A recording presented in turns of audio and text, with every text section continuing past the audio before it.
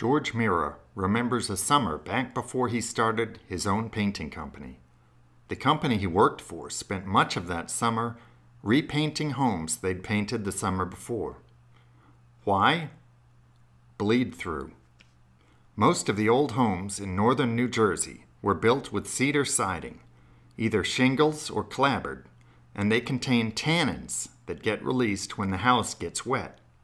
The tannin can be very dark, and especially for homes painted with lighter colors, the dark spots can bleed through the paint. The summer before George's former employer ended up repainting a lot of homes, the major paint companies had reformulated many of the primers and paints. Painting companies learned the hard way that they had to make adjustments. When George started his own company, he was mindful of the experience. Some companies apply one coat of primer and 2 coats of paint, but I use 2 coats of primer and 1 coat of paint. I think that's a better way to control bleed-through. George uses 1 coat of oil-based primer and another coat of oil cover stain primer. The cover stain primer is specially formulated to keep the tannins from bleeding through.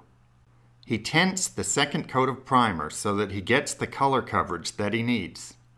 Then he uses latex for the finish paint. This is one area where customers should make sure they get what they were promised in the contract. Find out what kind of primer and paint your contractor plans to use. Ask a reputable paint store to estimate the number of gallons needed for a house like yours.